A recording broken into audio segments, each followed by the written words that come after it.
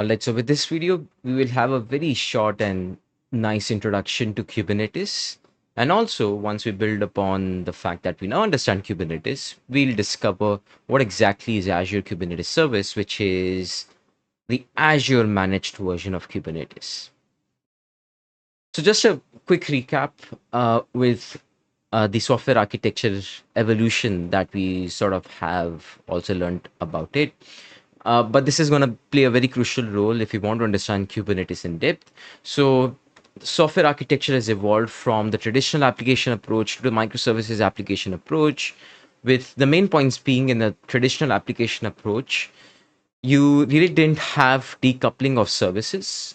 You really just had, like, even if you take the example of an MVC architecture in C Sharp or even on Ruby on Rails, you have the front end, the back end, and the database all written in a single code base. And because of this, you sort of encounter bottlenecks when you want to scale things effectively. Whereas moving on to the microservices application approach, which we are currently, which is very famous in the current tech industry right now, is the fact that you try to decouple or fragment your workloads as much as possible, meaning you deploy front end as a different code base, back end as a different code base, or database even as a different code base, or maybe a lot of people what they do is create the front end and then create meshes of these microservices instances, and these meshes either contain a single backend and a single database or both of them combined. All right, now let's take a look at what led to the advent of containers and Kubernetes. So there were a couple of pain points that developers were facing, uh, and two of them that you can see on the screen were solved by containers, but the third one is where Kubernetes came into the picture. So the containers were really trying to solve these two problems. In fact, delivering same functionality to multiple deployment environments. Let's say if we want to deploy the same application that is currently there up and running in machine one, and then try to replicate that same environment and get that application running in machine two. How do you do that without running in dependency hell? So containers provided a way for developers to sort of generate a lightweight package that they could migrate very effectively. And these lightweight packages being immutable in nature, and also being very closely integrated with the CI/CD deployment pipelines, thus also helping the DevOps engineers. Now, the world was good with containers, but there was also a problem that really crept in. With multiple containers, now the question arises, if you have all of these fragments of microservices uh, acting together, how do you orchestrate their behavior? How do you orchestrate whenever you want to scale things, maybe scale down things, or how do you orchestrate that these microservices, in fact, through a very specialized way of networking, talk to each other, right? That was a pain point that crept in when containers took over the world. And this is what Kubernetes is trying to solve.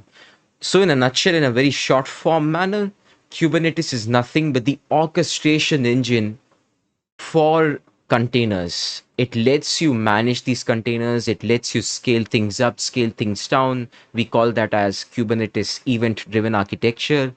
Uh, and then also lets you build around networking policies and try to effectively control how these microservices talk with each other. Do you want a namespace level isolation? Do you want maybe a dev test prod kind of isolation?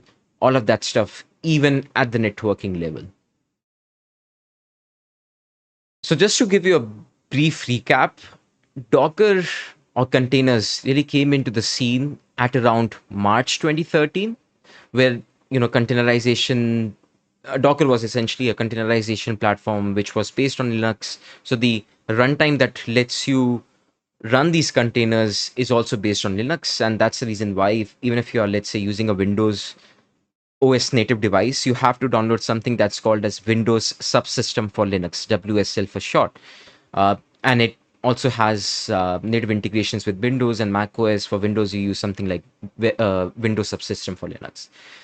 Then, by the way, in June 2014 was the time when Kubernetes project was announced. So it was really like, I think it's not more than even yeah, it's like sort of a year into the picture that Kubernetes really came into the picture. And by the way, Kubernetes is an open source project as part of the Cloud Native Computing Foundation, CNCF.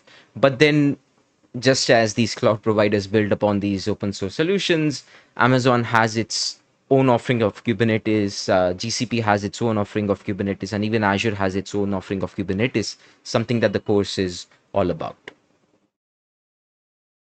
All right. So the real deal of the video here is, you know, put it straight into your mind. Kubernetes is nothing but container orchestration. No fancy words, nothing but, yeah, it's container orchestration at the end of the day. And it has all of these elements of orchestration built in so that you really focus on your business workflow without, sort of setting up things all by yourself. So a thing that I realized is if you want to run or take advantage of all the elements of orchestration using just the local version of Kubernetes. I think you can run the local version of Kubernetes by something that's called as Minikube that runs on Mac OS devices, Windows devices. You have to manually set different services that will let you schedule the containers, health monitoring agents, failover systems, scaling systems all by yourself. But on the other hand, if you use managed services of Kubernetes like the ones that Azure or any other cloud provider has to offer, the services or the agents that let you schedule your containers, put in policies like health monitoring, failover policies, scaling policies, networking policies, uh, and even the policies that let you do real-time upgrades to your containers. All of these services are monitored by the managed solution that these cloud providers have to offer. So that's also a real advantage, or I could say uh, the reason why I love using cloud managed services rather than going fully open source, because you really don't have the money and the enough talent to build everything in house. And that's the reason why even cloud came into the picture, right? So I do agree there are a lot of different container orchestration services that are present as of today, but Kubernetes is right now the industry leading orchestrator, and I think it's going to remain for a very long time as the leading orchestrating service. Because yeah, that's the fairly simplest service that I have come across right now. So it's portable, it's extensible, it is self-healing. So what do I mean by portable is the fact that you have different cloud providers managing this version of Kubernetes service as part of the CNCF foundation for you, meaning it could run on a public cloud such as Azure Kubernetes Service, the one that's offered by Amazon, even on private cloud, right? You can set up a local instance of this orchestration service using Minikube on your Mac OS or Windows OS devices. Uh, and then if you can do it both on private and public cloud, you could also do it on hybrid cloud. It's extensible, meaning if you have or if you use the frameworks like for every application that you're developing, if you generate a container or if you generate those files that deploy these containers to the Kubernetes cluster, you could as well move from AWS to Azure to GCP just as you like, as long as you have those containers and you have that architecture set up. So it's really extensible. And also, it has a lot of those cool stuff, a lot of those auto replacement policies, auto restart policies, auto replication policies, and auto scaling policies inbuilt so that you only focus on the business workflow rather than go into the hell of managing the infrastructure over and out. All right, so that was a lot, but I'm pretty sure it's pretty interesting up till now because we have come to the Kubernetes architecture, and that's also something that we should pay a good amount of attention to. So, the Kubernetes architecture rules something like this. I know it's a lot to take, but let's go through this step by step. So, what you see in this architecture are two things. One is where all of those containers run, and one is the place where the orchestration for these containers is handled. So the place where the orchestration of these containers is handled, that's called as a control plane node. Whereas the place where these containers run in something that's called as pods. Now, if you see also, there's something written as pods. And these pods run on nodes. And these nodes are nothing but your compute engine. And if you are concerned with Azure, you might use something like an Azure virtual machine, or as a best practice. And also, once we do the demo, you'll observe that we are using something that's called as a virtual machine scale set. Because if the incoming traffic increases, if the workload increases, you also need to scale the compute engine that powers these containers, or else you're going to run into something that's called as an out of memory uh, error that happens a lot with these applications that run in Linux environment. And then you also see something that's called as the manifest file. So to deploy these containers, or to or when you're deploying these containers to these pods, you also want to set in or tell the Kubernetes control plane node that way, hey, listen, if you're deploying this pod, you should also keep in mind that these are the scale in or scale out policies. These are the health checks that you should continuously run on these pods. And if you want to expose these pods to the outside world for incoming ingress, then please read this file. And I call this file as a Kubernetes manifest file. So, what a typical developer would do is, let's see, he wants to set up uh, microservices or containers with an event driven auto scale architecture, and also a couple of networking policies so that he could expose these applications to the outside world via a public IP address. What the developer would do is write the specifications of all of these containers, those auto scale policies, those networking policies in a manifest file, and make an API call to this Kubernetes control plane node. And when he makes an API call to the Kubernetes control plane node, we won't go through the inner working right now.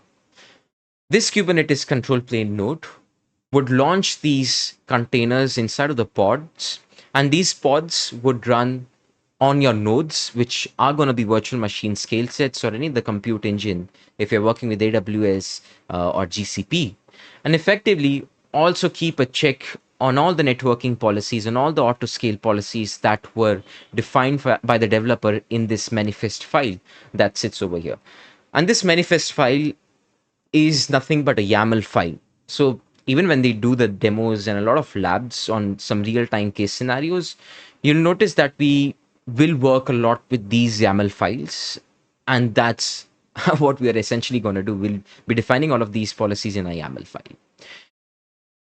So just to recap, Node is basically your compute engine that powers these pods, and a pod is basically a collection of containers. So multiple containers can run inside a single pod, and multiple pods can run inside a single node. And likewise, in a Kubernetes cluster, you could have multiple nodes, which are traditionally virtual machines.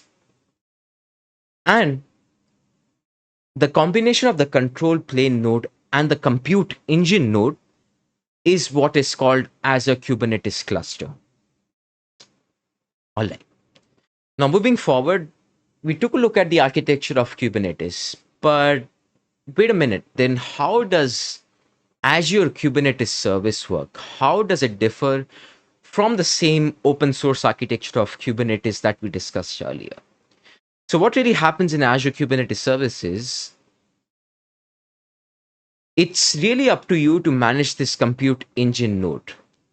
But what's up to Azure is to manage this control plane node.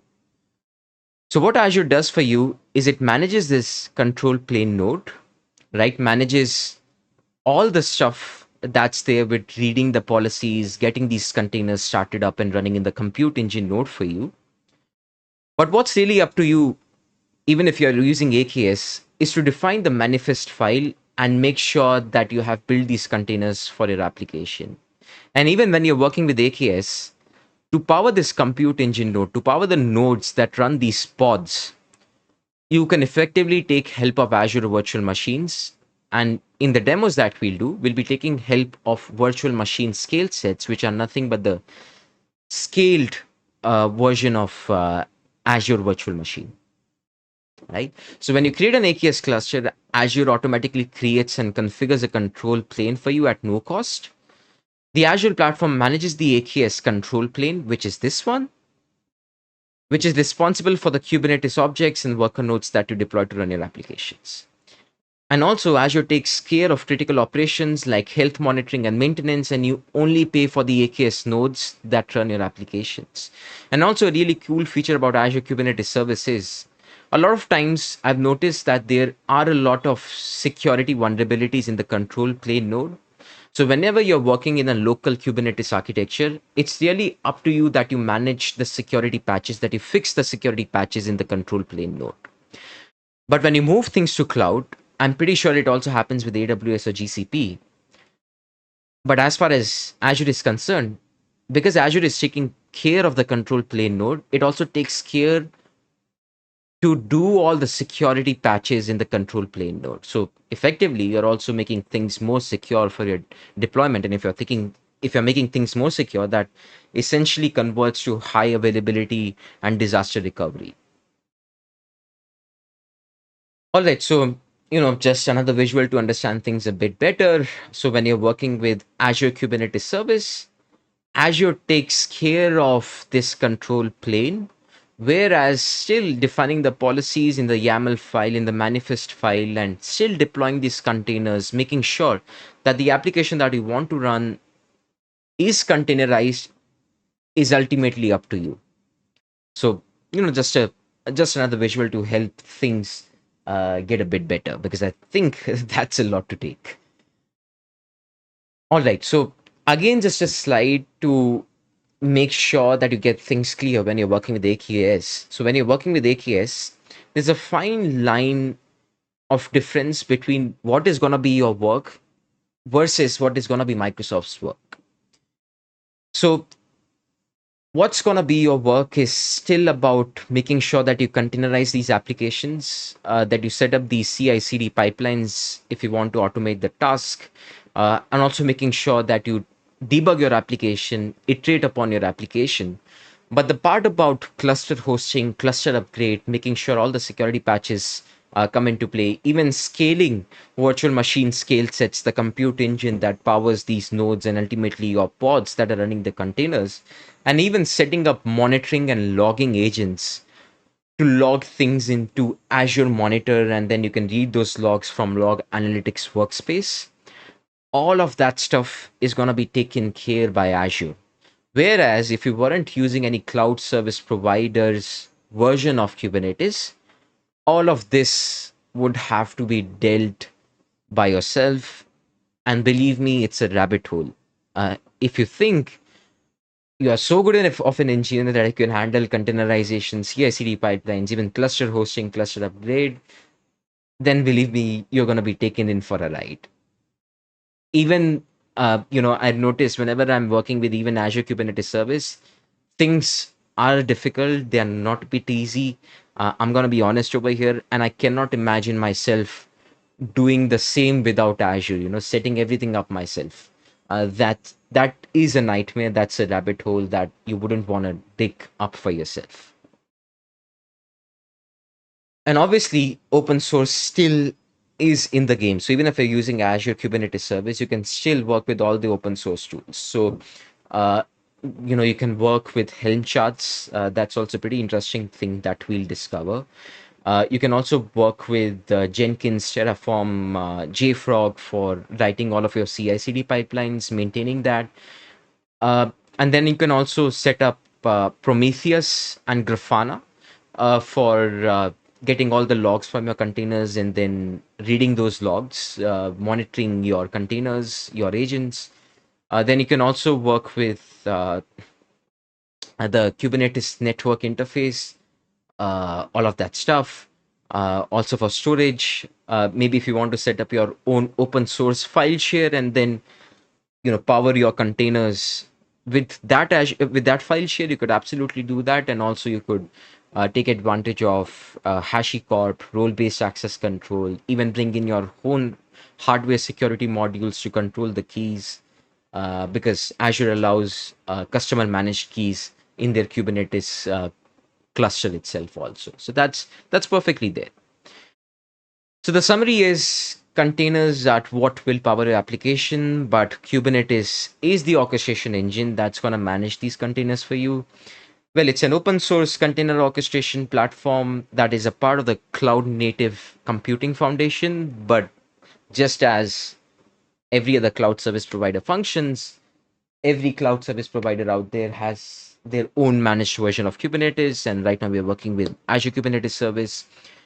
Uh, but yeah, also Azure Kubernetes Service takes full advantage of open source solutions. You can even use HashiCorp hardware security modules, then Prometheus, Grafana, all of that cool stuff for a seamless integration. All right, so that's pretty much it about the video. Was honestly quite a lot to take, but yeah, we should move on to the next set of videos.